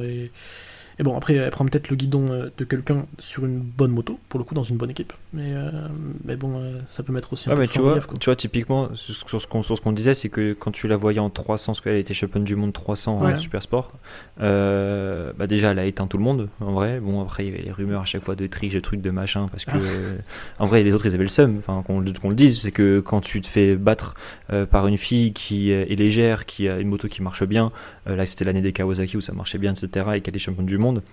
À la fin, chaque année en 300, on te dit que le gagnant, il a la meilleure moto et qu'il triche, quoi. Donc, à la fin, pour moi, tu vois, c'était une catégorie qui lui allait bien. Et elle passe en Moto 3, elle venait de se blesser. Elle a fait de la 600 aussi, ça n'a pas fonctionné aussi. Donc, elle, on sait que c'est une pilote qui est plutôt rapide sur les petites cylindrées, sur la Moto 3 ou sur la 300. Et sur la Moto 3, elle n'y arrive pas particulièrement. Mais en vrai de vrai, je trouve que quand on revient au débat qu'on avait tout à l'heure sur est-ce que des pilotes doivent être sélectionnés en fonction de leur profil, nationalité, et du coup, là aussi, c'est par rapport au sexe, le fait que ce soit une femme qu'elle soit présente. Pour moi, c'est important qu'elle soit là en vrai, même si elle prend entre guillemets une place par rapport au mérite. Pour moi, c'est important qu'elle soit là. Parce que, en fait, en moto, en vrai de vrai, on n'a pas énormément de bons messages à véhiculer en termes de valeur ou quoi que ce soit. Et si on reste dans un entre-soi en plus, ouais, c'est ça, c'est qu'en gros, tu te dis, là, au moins, on montre qu'on est ouvert et que c'est possible pour une femme d'être en championnat du monde, d'y réussir. Il y en a plusieurs qui ont réussi. Il y a elle, il y a Maria Herrera, et dans le passé, il y en a eu d'autres aussi, tu vois. Et je pense que là, aujourd'hui, il n'y a personne au niveau des filles à court terme qui peut pousser à la porte pour la remplacer. Et en fait, si elle part, on peut se retrouver sans femme en championnat du monde pendant 4, 5, 6 ans peut-être, tu vois. Que ce soit une française ou une étrangère, tu vois. Et je trouve que le temps de prendre... Les places sont déjà à 250, 300, 350 000 euros. C'est déjà... On écrème déjà plus que plus le talent, etc. À partir du moment où on est dans cette logique-là, je pense que si on peut faire une exception par rapport à ça, moi, ça me dérange pas. Après, c'est vrai qu'aujourd'hui, elle est souvent dernière, mais c'est pas non plus, je veux dire, elle est pas à 5 secondes tout le temps, tu vois. Elle a une saison au début, la première saison qu'elle a fait, c'était catastrophique absolument. Et elle a eu des trucs où c'était quand même pas ridicule, tu vois. Et elle a crédibilité d'avoir été championne du monde, elle a gagné des courses avant, elle a fait des trucs où c'était sérieux. De toute façon, c'est le seul profil que tu as sur le marché qui a assez crédible. C'est ça, tu vois, c'est ça, c'est que moi c'est pour ça que sur elle en particulier, je trouve que tu vois, j'aimerais vraiment bien la voir réussir, parce que je me dis ça serait cool comme message. Après, si c'est pas elle, ça sera une autre à un autre moment, tu vois. Mais on a eu en 600 en Super Sport, on a eu Maria Herrera qui était en Moto 3 aussi à un moment et qui a fait on n'a pas fait de course Moto 2, mais elle se battait contre Fabio Quartararo par exemple en championnat d'Espagne, tu vois. Il y a eu des trucs qui étaient intéressants et je trouve que c'est bien d'avoir quand même un minimum de messages sur la grille, de montrer que c'est pas juste italien, espagnol, anglais, français et 2-3 japonais et let's go, tu vois. C'est bien aussi, je pense, de montrer qu'on est un peu ouvert. Donc cette stratégie là, je trouve qu'elle a ses limites, c'est sûr, faut pas que ça aille trop loin. Mais il y a quand même un truc à en tirer qui est intéressant, quoi. Ouais, puis si ça peut ouvrir ne serait-ce qu'une porte et que ce soit la bonne, Ben, on sait pas, C'est, tu vois, euh, enfin, ça peut donner envie. Si- Exactement, d'autres. ça peut faire rêver une petite fille qui a 10-12 ans aujourd'hui et qui dans 10 ans réussira à faire des top 10 en Moto 3, Moto 2, on prend, hein, ça c'est sûr. C'est Après, ça. comme tu as dit, alors, on va pas se mentir, les gens qui nous écoutent d'habitude ils vont être étonnés. Moi je passe mon temps à dire que c'est compliqué et tout. Et donc je vais pas genre faire Non, mais c'est vrai aussi. la langue de bois, tu vois. Mais moi je suis d'accord avec ce que dit Rémi sur toute la ligne. Et voilà, faut trouver le curseur entre effectivement peut-être laisser la laisser avoir un guidon malgré des résultats un peu en deçà de Non, mais ce après, qu'on faut pas que ça attendrait, devienne le Téléthon non plus. Enfin, mais pas non plus, voilà. Et Euh, aujourd'hui c'est pas le cas. Elle prend pas 25 secondes au tour non plus, ce qui serait mon cas si j'étais sur une moto, très clairement. Donc voilà, aujourd'hui c'est plus à mon avis un pari sur l'avenir de la voir en disant elle va faire rêver les petites. Et du coup, il y en a qui auront le niveau des garçons dans 5 à 10 ans, plus que autre chose, quoi. Et il faut le faire. Voilà, donc c'était un petit On a peu... encore changé de sujet fin sur le de la débrief. parenthèse. Moto 3, là, Ça va durer 7h30 cet épisode, on adore. Maxime, je t'en supplie, enchaîne. Du coup, les qualifs, pas de grand chose de marquant, à part du coup à peu près un peu moins d'une minute 30 de la fin, où Olgado va se mettre un giga volume, perte de l'arrière aussi, high side, passe par l'avant, etc. Et Furusato aussi, ce qui va créer un peu de confusion en fait, et l'annulation des derniers tours d'à peu près tout le monde. Donc on sait pas trop, Ogden prend la pole. Mais en fait, son temps, il n'est pas actualisé dans l'affichage à gauche, donc lui, il croit qu'il l'a, mais il sait pas trop. Mais au final, c'est Mazia du coup qui va la garder parce que tout le monde va se faire annuler son temps. On n'a pas trop l'explication, mais je suppose que c'est à peu près ça. Donc Mazia partira premier avec Ogden tout de même deuxième à domicile et Olgado troisième. À noter Honshu 8ème et Alonso 28ème. Je pense que c'est à noter aussi dans la suite du déroulé. Donc la course qui va commencer par du coup Ogden, il a pas fini, hein, il cale sur la grille, donc il fera partir dernier. All shot de Mazia, Olgado ça se chauffe un peu au départ, gros départ d'Honshu aussi qui va venir directement se frotter au 3. Après 2 tours, Alonso est déjà revenu P9 et les 5 premiers sont aux premières places, ça truste un peu les premières places et c'est assez compliqué de venir les chercher. Du coup au tour 3, après un début de course qui semblait maîtrisé, Mazia tombe. C'est au moment où je me disais putain mais cette année, il est quand même assez régulier, c'est fou. Il gère bien son truc. Bah non. Mazia tombe. Kevin, t'as dit quoi à ce moment-là? Je me suis réaction. dit, je suis étonné, dis donc. Non, mais en vrai, depuis le début de la saison, il est plutôt régulier. En fait, ça va, il a l'air plus solide que les autres années. Et là, il chute. C'est pas trop étonnant de Mazia de manière générale, mais sur cette saison, il en a pas fait non plus énormément, donc je savais pas trop comment me positionner là-dessus. En vrai, ça va. Donc la chute de Mazia va laisser le champ libre à Olgado Honshu et derrière eux, Alonso qui remonte vitesse grand V se retrouve derrière eux. Pendant ce temps-là, on a Colin Weiger aussi qui fait une remontée que j'ai trouvé notable. Il enchaîne plusieurs fois le tour le plus rapide pendant que Romano Fenati lui se lance un petit challenge. Il se dit pourquoi pas doubler tout le monde que par l'extérieur, hein, vraiment. Il va pas faire un inter, que l'extérieur. Bon, à un moment donné, du coup on va le voir sur la caméra embarquée de je sais pas qui. Vraiment externe, mais un peu trop peut-être parce qu'à un moment donné il est à côté des graviers quoi, donc il va perdre un peu toutes ses chances de la victoire. Donc ça va mener il va quand même remonter jusqu'à la première place, mais après du coup il va se perdre sur ce fameux extérieur là, donc on notera peut-être le panache quand même, mais dans le dernier tour du coup Alonso prend la tête une première fois à Le Field, va y avoir bagarre un peu avec Olgado, Honshu et Sasaki. Puis une deuxième fois à Sto, il la lâchera plus jusqu'à l'arrivée, donc ça fera Alonso premier, Sasaki deuxième et Olgado troisième. Ortola suit à la 4ème place et David Munoz qui fait une belle remontée après avoir été un peu englué dans le paquet vient tirer les marrons du feu et prendre la 5ème place. Un avis sur cette course peut-être Rémi? Moi j'ai trouvé la course, elle était vraiment cool, hein. En vrai la course Moto 3 elle était très très belle. J'ai été déçu pour Honshu parce que moi c'est vrai que c'est lui que j'aime bien, que je suis un petit peu. Donc voilà, je pensais vraiment qu'il allait pouvoir finir devant le Gado, devant Alonso. Écoute, ça l'a pas fait, comme ça peut arriver quelques fois. Mais honnêtement la course était très intéressante. Celui qui m'a impressionné, je le connaissais pas du tout, je l'avais jamais remarqué. C'est le 95, là tu m'as dit c'était Wegener, non c'est ça? Ouais, Colin Weiger, ouais. Ouais, Veger. Et lui m'a impressionné parce qu'il est sorti un peu de nulle part. Il est bien remonté, il était agressif, à monter 17ème, il remonte jusqu'à un podium provisoire et tout. Donc lui c'était hyper intéressant, j'ai trouvé. Et bon, c'est pas pour taper sur Lorenzo ou quoi que ce soit, mais c'est le genre de performance justement qu'on n'a jamais vu du côté français, du côté de Lorenzo, et qui manque. Voilà, c'est des performances comme ça. Et c'est ça qui nous fait dire à la fin qu'aujourd'hui, peut-être que Lorenzo pourrait aller dans un autre championnat pour se mettre en valeur, quoi. Kevin, ton avis sur la course? Elle était très très cool. Enfin, comme on a l'habitude de course Moto 3, surtout sur ce circuit, en fait il se passe souvent des choses comme on le disait tout à l'heure. David Alonso, je l'attendais pas du tout, encore moins en partant de la 28ème place, donc pas mal. Sasaki encore, d'habitude on a l'habitude de dire il se fait enculer par le destin, encore deuxième le mec, c'est une catastrophe. Et Olgado, solide, hein, de toute façon lui il est là pour jouer le titre, il le sait. Donc il se prend une petite 3ème place tranquillement. Et Mazia il perd quand même pas mal dans l'opération. Ouais, parce que du coup, on retrouve Olgado en tête à 141 points, Sasaki deuxième à moins 22, Mazia à moins 33, Ortola à moins 34, et Honshu qui ferme le top 5 à moins 42. En fait, au final, est-ce que se retrouver au final sur le podium avec une course aussi groupée et aussi disputée, parce qu'on en a pas parlé, mais c'était quand même un bon groupe de 18, où la petite erreur pouvait vite te faire revenir plus loin. Finir sur un podium pas loin, c'est pas plus mal. Ouais, j'ai vu que c'était la deuxième course la plus serrée dans le top 15 de l'histoire en Moto 3. Par exemple, c'est très serré, quoi. Par exemple, Denis Honshu, je crois que c'est à l'avant-dernier virage à Sto, qui se fait complètement élargir. Du coup, ça le ramène 11ème, quoi, alors qu'il se battait potentiellement pour le podium ou la victoire, quoi. Ouais. On va enchaîner tout de suite avec le débrief de la course Moto 2. C'est parti. La course Moto 2, donc sur ce circuit de Silverstone, ça n'a pas changé. Ils sont toujours restés au même endroit. Maxime vous a débriefé les essais, mais vous savez très bien que moi je les regarde pas, j'ai pas le temps. Alors Paul D'Acosta, all shot de Fermin Aldeguer avec sa Bosco Scuro aka Speed Up, et tout de suite au départ on va avoir un strike de Denis Foggia qui se dit je vais aller prendre les freins dans l'air, on va voir ce que ça se passe. Spoiler alert, ça se passe pas très bien. Il m'a fait très très peur, je sais pas vous, mais la moto elle arrive très très vite dans le paquet.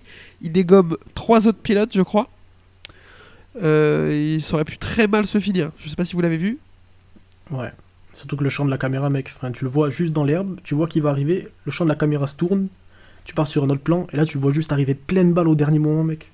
C'était un petit effet suspense, c'était un peu de la torture.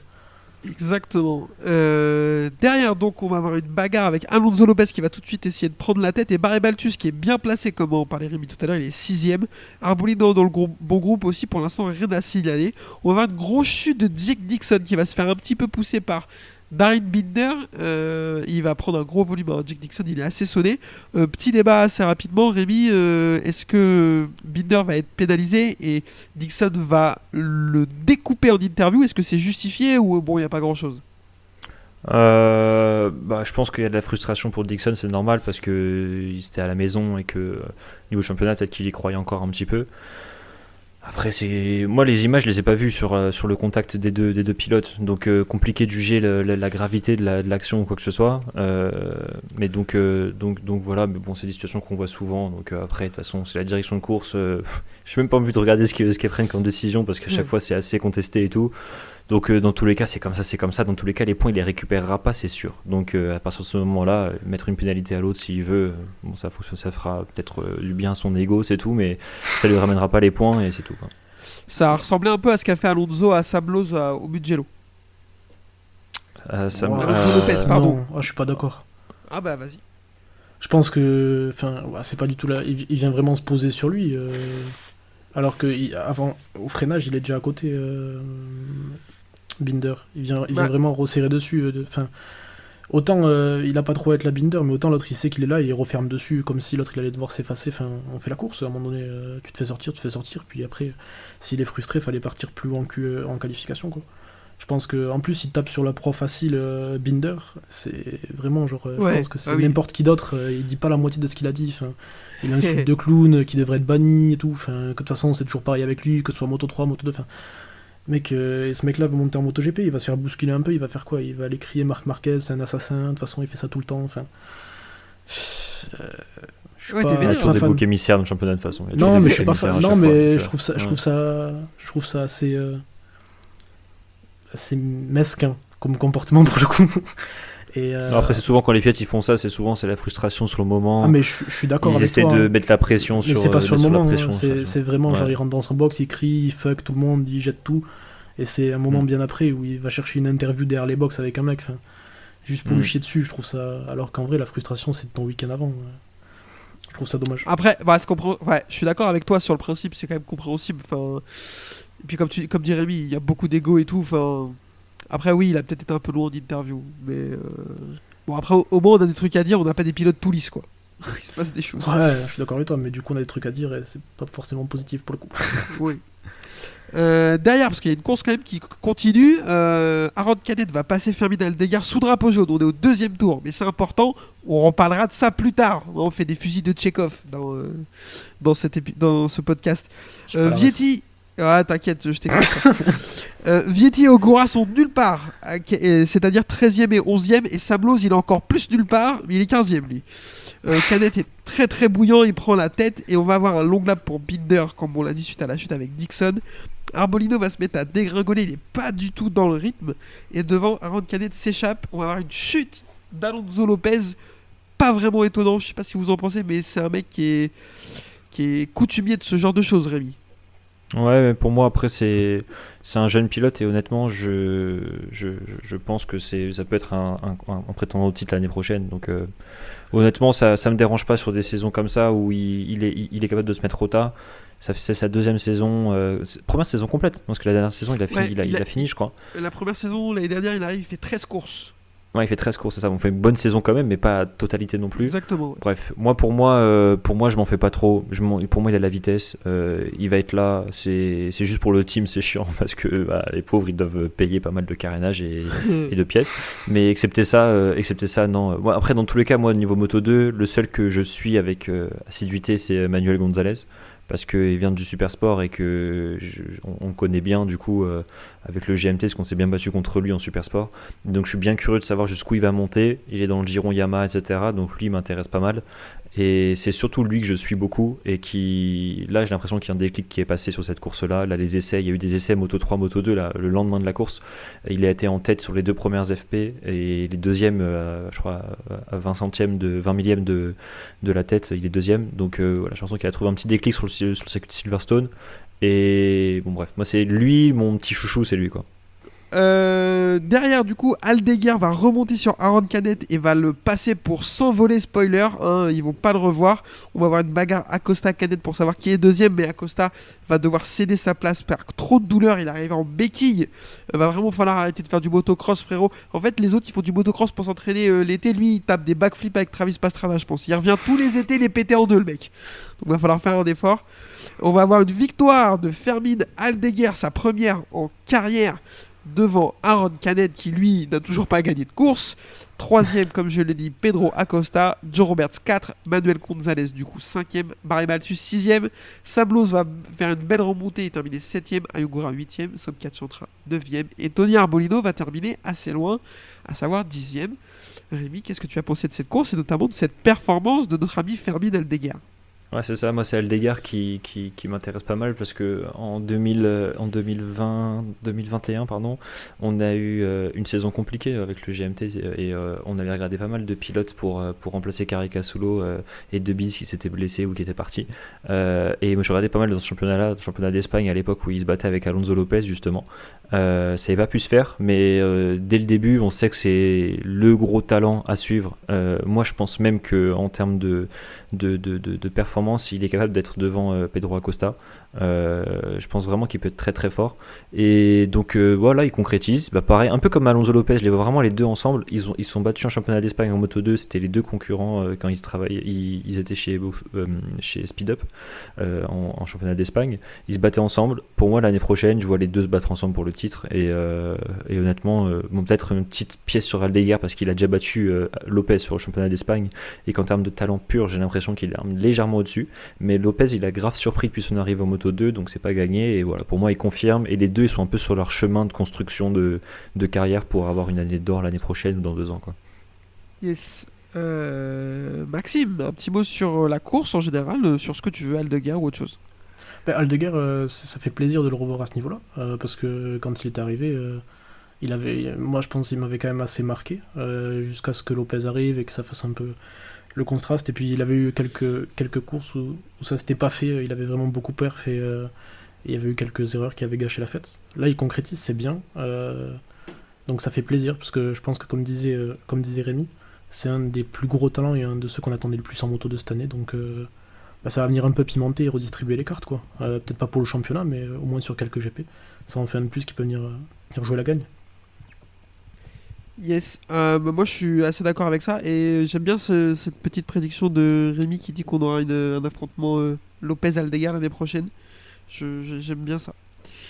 Un petit point championnat, messieurs, ça vous dit Acosta repasse en tête du championnat pour 2 points devant Tony Arbolino. Attention, là va falloir se ressaisir pour Arbolino parce qu'Acosta il se pose plus de questions maintenant. Ouais, je pense que moi je mettrais peut-être une petite pièce sur Arbolino à la fin de la saison. Ah ouais. Même si ça peut surprendre, ouais, moi je mettrais peut-être une petite pièce. Je pense que si jamais, avec ce qu'il a dans la tête à Acosta, vu son ego, si le MotoGP ça se passe pas bien au niveau du projet, il peut y avoir de la frustration et ça peut redistribuer les cartes. Donc si je devais parier un petit billet ou un truc comme ça, je mettrais sur Arbolino, juste pas par rapport au talent ou à la performance ou quoi que ce soit, plus par rapport à l'impact que peut avoir l'extérieur sur la moto, sachant qu'en Moto 2 ça se joue pas à grand chose à chaque fois, et je pense que ça peut jouer sur un pilote comme ça, le fait de pas avoir son futur. Si c'est sûr qu'il va en MotoGP, ok, je dis rien, mais si jamais ça continue d'être flou comme ça et que dans les coulisses ça se concrétise pas trop et qu'il repart pour du Moto 2, peut y avoir de la frustration, et je pense qu'Arbolino il peut en tirer son épingle. Alors moi j'ai une question à te poser du coup. Ouais. Est-ce que quand tu es quelqu'un comme Acosta, qui a absolument envie de monter et qui est sûrement très bien entouré, est-ce que tu penses que KTM c'est sa seule solution, ou il n'y a pas déjà des contacts ailleurs ? Si, mais après c'est juste qu'aujourd'hui, le seul endroit où tu sais qu'il y a de la place c'est du côté de chez Honda, parce que chez LCR il y a de la place, mais dans tous les cas, eux ils se réservent un pilote japonais, parce que ce sera soit Nakagami, soit Ogura, soit quelqu'un d'autre, donc au final il n'y a qu'une place, et chez Honda on parle plutôt de Zarco, on parle de pilotes expérimentés, etc. Donc à la fin de la fin, pour moi il n'y a pas de place, honnêtement pour moi il n'y a pas de place pour même chez Gresini. Chez Gresini, non, impossible. Non, mais moi, pour moi, Gresini, ils mettent Marquez avec quelqu'un. Ils mettent Alex Marquez avec quelqu'un. Ok, tu mets pas Alex Marquez avec Pedro Acosta si t'as l'occasion de le faire ? Moi, honnêtement, si j'ai l'occasion de le faire, honnêtement, non, bien sûr. Parce que... Ah ouais ? Non, en fait, c'est que je dirais non, parce que moi, je mettrais pas Alex Marquez comme pilote numéro 1. Pour moi, c'est pas un pilote qui est capable encore de pouvoir être performant sur un championnat entier. Il va continuer de faire des erreurs, je pense, l'année prochaine encore. Et j'aurais besoin de quelqu'un qui m'apporte un peu de régularité. Si je me retrouve avec un Gian Antonio bis, s'il le vire, Gian Antonio, c'est parce qu'ils veulent un pilote qui va pas finir en dehors des points, quoi. Donc pour moi, quand tu es à la Ducati, tu sais que tu peux avoir 2 motos dans une équipe. Il faut se dire ça, en vrai, c'est que dans une équipe, le moment où tu es capable d'avoir une moto et des pilotes qui peuvent gagner des courses, sur 10 saisons, ça va t'arriver sur 2 ou 3 saisons, tu vois. Et encore, c'est un excellent ratio, tu vois. Des fois, les teams, ils vont être bons sur une saison, sur 15 ans, tu vois. Et du coup, quand tu as ça, pour moi, il faut concrétiser ça par des victoires, etc. Ils peuvent le faire avec Alex Marquez de temps en temps, mais derrière, il faut prendre un pilote qui est capable de mettre du gaz, tu vois. Donc pour moi, je prendrais plutôt un Zarco Marquez, tu vois. Et voilà. Mais après, c'est mon avis personnel, ça se trouve, bien sûr. pas du tout être ça. C'est intéressant d'en discuter parce que tu as notre point de vue que nous, je pense. Nous, on serait très bêtes et genre un peu en mode My Team ou un truc comme ça, un peu débile. Genre, Dream Team, un peu, genre. On mettrait tous les bons dans la même équipe, on dirait, ouais, c'est trop fort, ça marche. C'est ça, mais voilà. Mais après, c'est mon petit truc, mais ça se trouve, c'est un petit pari comme ça que je fais. En tout cas, moi, je suis plus pour Arbolino pour ce côté-là que je trouve marrant, quoi. Moi, je penserais presque, tu vois, l'inverse. Je dirais presque que Arbolino, il peut peut-être se faire trop de mal à la tête avec le titre et absolument vouloir monter et genre, mais terminer la saison, mais au fond du fond, genre. Ouais, c'est possible aussi. Non, en vrai, les deux, c'est possible. Après, il faut connaître les pilotes. C'est pour ça que nous, même moi, je les connais pas. Les 2 pilotes, j'ai jamais travaillé avec eux ou quoi que ce soit. Donc, c'est de l'extérieur. C'est juste qu'Arbolino, même s'il fait un peu petite tête de star, etc., il a l'air d'être moins d'ego. Oui, je suis d'accord. Bien sûr, et c'est pour ça que je mets mon billet plutôt que sur Arbolino que sur Pedro Acosta. C'est parce qu'on sait que le mental et la frustration d'un pilote en moto, ça joue énormément sur la performance.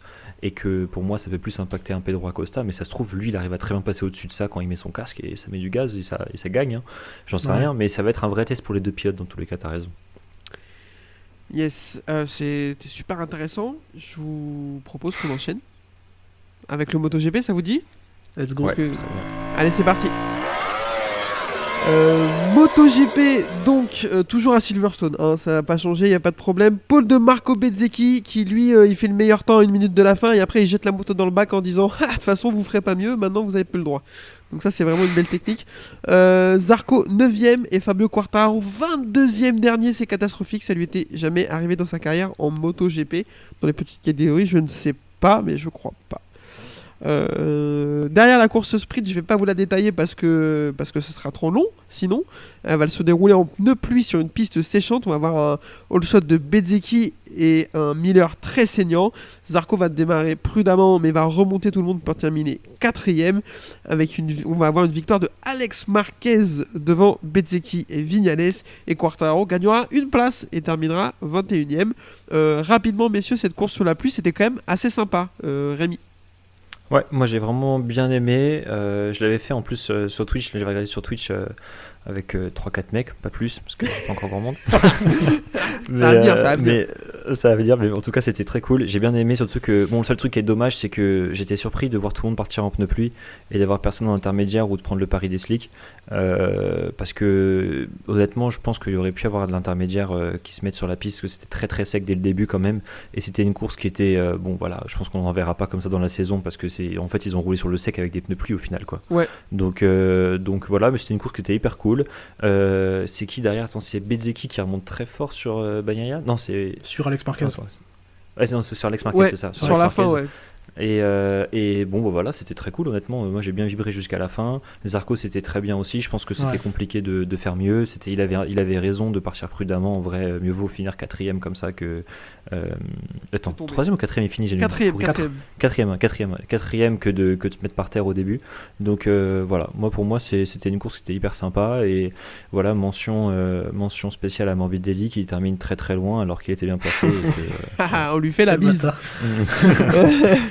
Maxime, un mot rapide sur cette course sprint. Mot rapide, qu'est-ce qu'on n'a pas parlé? Bagnaia, qui sûrement dû à sa chute en Q2 ou un truc comme ça, a une moto sûrement un peu cassée en sprint et qui va juste avoir aucun rythme. Voilà, c'est un peu ce qui m'a marqué à part ce qu'on a dit. Yes. Course du dimanche, du coup, all shot de Jack Miller avec du grabuge au départ. Martin va se retrouver large, touchette d'Alex Marquez qui va casser son aileron. Ça va être un peu compliqué pour tout le monde, mais pas de chute. Bezzecchi et Bagnaia sont tout de suite dans le rythme et ils vont s'échapper. On a un bon départ de Zarco. En fait, il va bien sortir de la grille, mais il va avoir du mal à trouver du rythme. On va en reparler parce que c'est assez intéressant ce qui lui est arrivé. Très très bon départ de Fabio Quartararo. Par contre, à l'inverse de la course de la veille, il est 16ème après un demi-tour. Et très bon départ aussi de Alex Espargaro qui lui va gagner 6 places en un tour. Bagnaia va passer en tête, il va être très tranchant comme je trouve on l'a rarement vu. Et Viñales va complètement sortir Miller, je pense qu'il est allé le voir à la fin à mon avis, ça n'a pas dû bien se passer entre les deux. Chute de Mir qui est étonné. C'est bien ce qu'il me semblait. Quartararo va très bien remonter, il est 13ème après 3 tours, il va être assez impressionnant. Et Zarco lui se place en 6ème place. Bagnaia et Bezzecchi commencent à s'échapper tous les deux. Et c'est les deux copains, comme dirait notre ami Laurent Rigaille, qui vont se faire la bagarre. Alex Marquez va devoir abandonner, c'est assez dommage parce que je m'attendais à beaucoup de lui sur cette course du dimanche. Et on va avoir une chute de Marco Bezzecchi qui va décider de freiner dans le virage. Lui il s'est dit je vais attendre le virage et je vais freiner après, voir si ça fonctionne. Spoiler, pas du tout. On va revenir après, monsieur, dessus, ne vous inquiétez pas. Alex Espargaro, lui, va trouver du rythme et il va enchaîner 3-4 tours très très très rapides. Il va revenir sur Pecco Bagnaia. Je pensais que après la chute de Bezzecchi qu'on n'allait pas revoir Pecco, pas du tout. Zarco, lui, de son côté, dégringole. On ne sait pas pourquoi pour le moment, mais on va l'apprendre plus tard. Derrière, Viñales, Binder et Oliveira vont aussi retrouver du rythme. Et là, notre ami préféré arrive, à savoir la pluie. Alors moi j'adore les courses comme ça. Il y a des gens, c'est pas leur cas, je sais pas comment c'est possible. Quartararo va continuer sa remontée dans la roue de Jorge Martin. Et devant Oliveira, un rythme de fou furieux. Ils vont nous faire une grosse bagarre à 4 en l'attendant. Il va tous les récupérer. Bagnaia est solide. Il se fait doubler. Il repasse tout de suite. On se dit à ce moment-là de la course, pour moi, c'est acté, c'est pour lui. Chute de Marc Marquez sur un contact avec Bastianini. Personne n'était tombé non plus, malheureusement. Certains pilotes vont essayer de changer de moto, à savoir Dija, Lecuona, Morbidelli et Nakagami. Spoiler alert, c'était pas une bonne idée. Fabio Quartararo est 7ème quand un accrochage avec Marini va transformer sa M1 en 700 Ténéré et ça ne marche beaucoup moins bien, on va pas se mentir. Derrière, on a une bagarre Binder-Viñales-Oliveira pour la 3ème place, pendant que Espargaro prépare son offensive sur Bagnaia qui va fonctionner dans le dernier tour. Victoire de Alex Espargaro devant Bagnaia et Binder. Je prends le classement tout de suite, messieurs, pour vous dire que Johan Zarco termine à la 9ème place et Fabio Quartararo à la 15ème. Rémi, qu'est-ce que tu as pensé de cette course et qu'est-ce qui t'a marqué ? Moi, ce qui m'a marqué déjà, c'est la grosse erreur de Bezzecchi. Pour moi, c'est le côté dommage de la course où on se dit que pour le championnat, vraiment, cette erreur à ce moment-là, c'est vraiment le pire moment parce qu'il nous met la possibilité, l'eau à la bouche. On a l'impression que le championnat il va se relancer, qu'il va se battre avec Bagnaia, etc. et que que tout peut changer pour la fin du championnat. Et même s'il finissait 4 ou 5, je m'en fiche. Mais honnêtement, de chuter à ce moment-là, c'était dommage. Donc il a fait une erreur. Après, c'est sa première saison où il est ultra compétitif, sa 2e saison MotoGP. Donc on va pas lui en vouloir, mais c'est juste dommage par rapport à ça. Là où j'étais plutôt surpris, c'est la remontée de Quartararo. Partir 22e, il revient 7e avant de se taper avec Marini, de taper Marini et de voir son carénage qui part en cacahuète et de finir 15e. Mais voilà, je trouve que c'était quand même honnête. Je sais même pas s'il était parti 12e ou 13e, s'il aurait fait beaucoup mieux. Donc ça, c'était quand même pas trop mal. Zarco, la déception par rapport à la performance, mais apparemment, il a eu un problème de surchauffe avec ses pneumatiques. Et puis, moi, ce que j'ai trop kiffé, c'est la lutte pour le podium avec Oliveira qui remonte et la victoire d'Espargaro. Je suis dégoûté parce que j'aurais dû mettre sur Twitter que je pariais sur Espargaro pour la victoire parce que j'ai regardé la FP2 et j'ai vu qu'il avait pris la tête de la FP2 avec un pneu de 20 tours qui faisait le meilleur temps, et quand il est ressorti avec un pneu neuf qu'il a mis 6e à tout le monde, j'ai dit il est au-dessus de tout le monde, lui c'est sûr qu'il gagne la course sur le sec. FP2 était monstrueux et honnêtement pour moi c'est lui sur lequel il y a pas de surprise parce qu'il a juste été un ton au-dessus de tout le monde. Et la pluie et puis sa position pourrie sur la grille, il part 12e, mais sinon pour moi c'est le gros point, le mec qui est classé S tiers, c'est lui quoi. Maxime, qu'est-ce qui t'a marqué sur cette course ? Pareil que Rémi, la remontée de Quartaro, ce qui me marque un peu, c'est que en fait je sais pas si c'est Yamaha ou si c'est lui qui est perdu au final, ou si c'est lui qui arrive pas à trouver vraiment des sensations sur la moto, parce qu'il attaque la course avec une moto complètement différente de celle qu'il avait essayé en practice, et au final il se retrouve à avoir un rythme de ouf alors qu'il dit à la fin des practices non, ça change pas grand chose, et une fois en course il y va YOLO, au final ça marche. Donc peut-être que au moins Rins c'est pas mal, j'espère qu'il aura peut-être un feedback pour aider Yamaha, parce que je suis pas sûr que Quartaro va très vite sur une moto. Après est-ce qu'il est pilote pour développer, je suis pas sûr, de mon humble avis. Non, je suis d'accord avec ça. À part ça, Zarco toujours pareil, un constat un peu, et j'ai peur qu'il retombe dans ses travers où approchant la mi-saison ça retombe un peu plus loin, ou comme on se disait hier, tu vois, c'est là où tu vois que Bagnaia est très fort parce que il arrive à tout mettre bout à bout. Où Zarco, il a beau avoir une grosse race pace, il manque toujours soit un truc au départ, soit il manque toujours quelque chose. Et je l'aime beaucoup, mais c'est un peu désolant parce que je pense qu'après la sprint, il avait vraiment la haine de pas être allé chercher la victoire, et qu'il se voile un peu la face après son interview d'après course où il dit qu'il est quand même content, etc. Parce que faut pas qu'il dise qu'il est mauvais en ce moment, c'est pas le bon moment pour dire ça. Pardon ? C'est la spécialité française en vrai, le truc où il manque toujours quelque chose pour y aller, etc. On l'a souvent, quoi, que ce soit en sport moto ou autre chose. Frustrant. Ouais. Ah, mais c'est frustrant parce que ce mec-là, c'est quand même quelqu'un qui a été gagné. C'est quand même un gars qui a gagné des championnats, quoi. C'est quelqu'un qui sait gagner, qui sait. Et j'arrive pas à m'expliquer pourquoi ce mec qui sait aller vite, mec, quand il est lancé dans sa course, c'est vraiment un des tout meilleurs. Et au départ, il y a toujours ce truc-là. C'est surtout ça en ce moment, et c'est pas facile, attention. Mais il y a toujours ce moment où il est pas sûr, alors que les autres ils arrivent à être incisifs, du coup ça le met loin, moins qu'avant, mais ça le met toujours loin, et après remonter c'est compliqué. C'est un peu mon point frustrant du week-end. Ouais, je suis d'accord avec ça. Alors en fait, ce qui s'est passé, c'est qu'il dit en interview qu'il a eu un problème de surchauffe de son pneu avant, et qu'avec le nouveau règlement, en fait, il a été obligé de ralentir le rythme pour que son pneu baisse en température et qu'il puisse rentrer dans le range de pression qui est acceptable. Et quand tu regardes son analyse de rythme, je l'ai mis sur Twitter et tout le monde disait pour une fois que t'es sérieux et tout. Merci, j'essaye des fois. En fait, sur les tours 4, des tours 4 à 9, il est grosso modo dans le rythme de Bagnaia. Grosso modo, il n'est pas pile poil, mais il est vraiment pas très loin. sur les tours 10 à 15, il prend 2 secondes au tour. Et sur les tours 15 à 20, il est plus rapide que Bagnaia.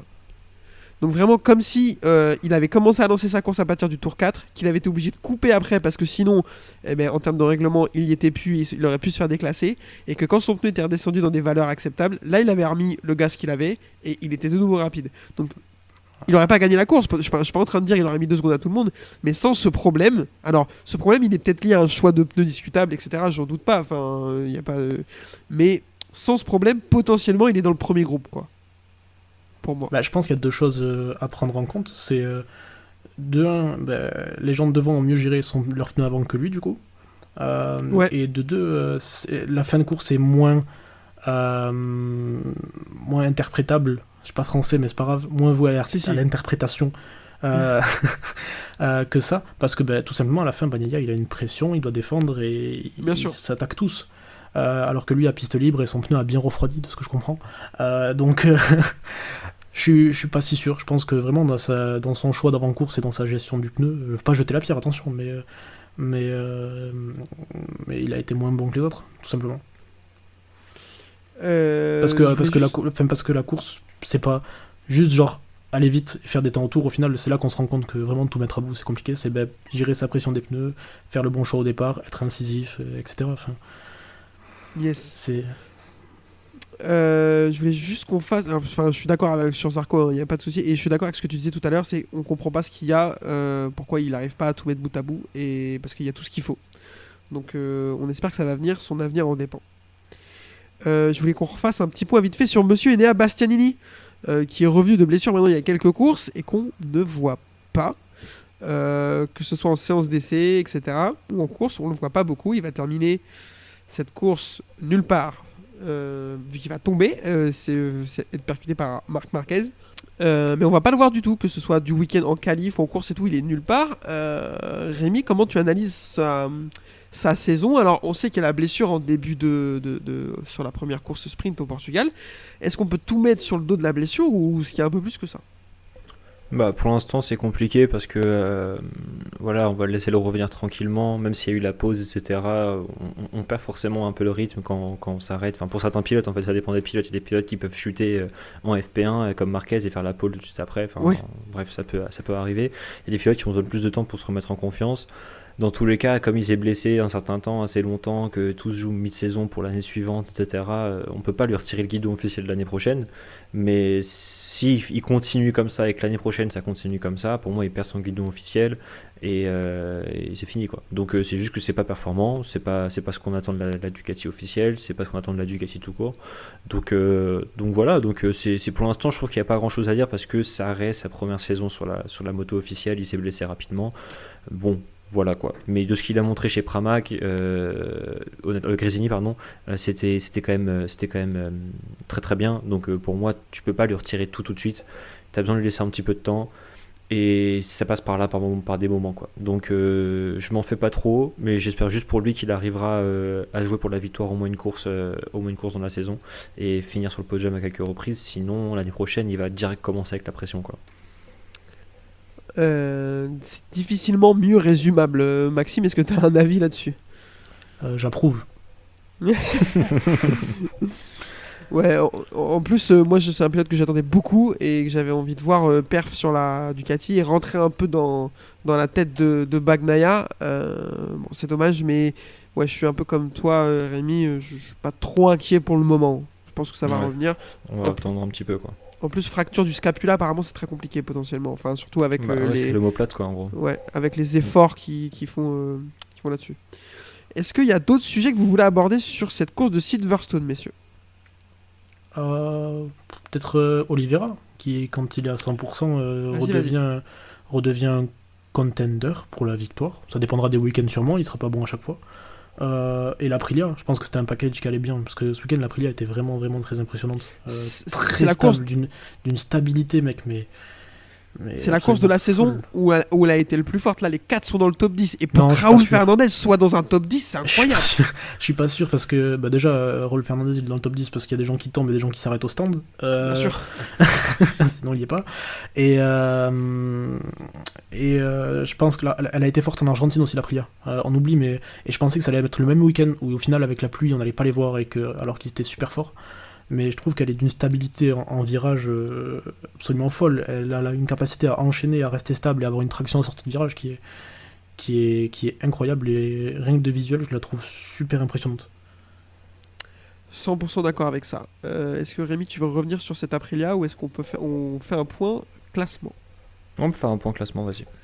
Bagnaia est en tête avec 214 points et c'est Martin qui reprend la deuxième place, il est à 41 points et Bezzecchi troisième à 47. Ça commence à devenir beaucoup là. Alors après il y a plus de points à prendre avec les sprints, mais 41 points et 47 points ça commence à faire beaucoup de retard sur un mec comme Bagnaia qui fait plus beaucoup d'erreurs depuis le début de la saison là. Ouais, après, je pense que dans tous les cas, Bagnaia, on sait qu'il y aura une erreur dans la saison. On sait que des fois, il chute sans comprendre et c'est pas qu'une question de pression, etc., qu'il peut avoir sur les épaules. Donc pour moi, ça reste beaucoup. Mais on sait que s'il chute, Bezzecchi en gagne une, direct le championnat est relancé. Ça c'est vrai. Donc moi, dans tous les cas, je sais que ce championnat-là, va y avoir un rebondissement à un moment. Il y aura une chute de Bagnaia qui va profiter à quelqu'un, soit Martin, soit Bezzecchi. Mais pour moi, ça va arriver et c'est à ce moment-là qu'on va voir Bagnaia comment il va s'en sortir, et en fonction de ça son championnat il va se décider, mais on sait que ça va arriver à un moment, le plus tard possible pour lui c'est le mieux parce qu'il aurait moins de pression à gérer, mais si dans les 2-3 prochains Grands Prix il chute en course et qu'il marque pas de points, ça peut vite mettre le trouble pour la saison, mais pour le moment voilà, il est quand même dans une position ultra confortable, il peut se permettre de chuter, donc même s'il chute, bref, il est en sécurité. Tout ça pour dire qu'il est quand même largement favori pour ce championnat-là et il y a peu de chances de ne pas le voir champion cette année, quoi.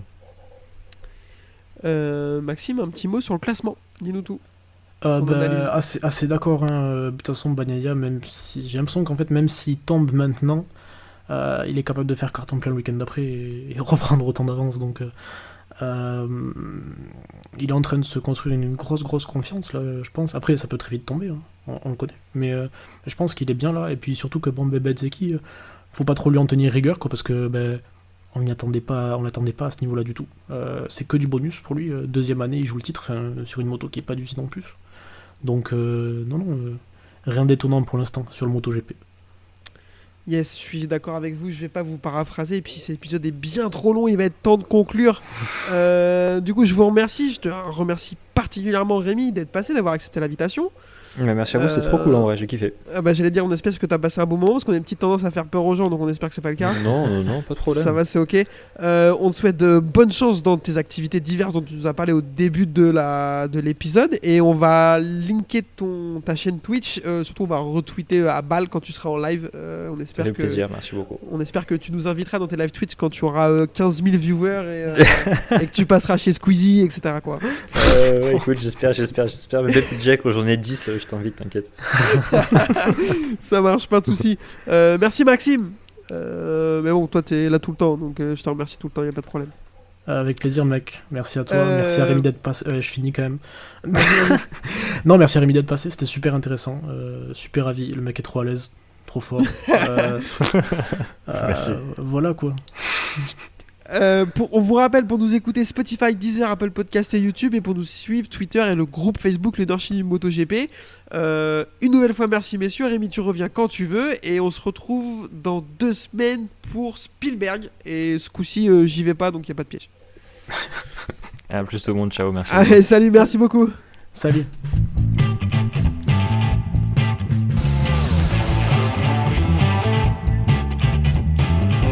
This is my passion. I love ride and race motorcycle.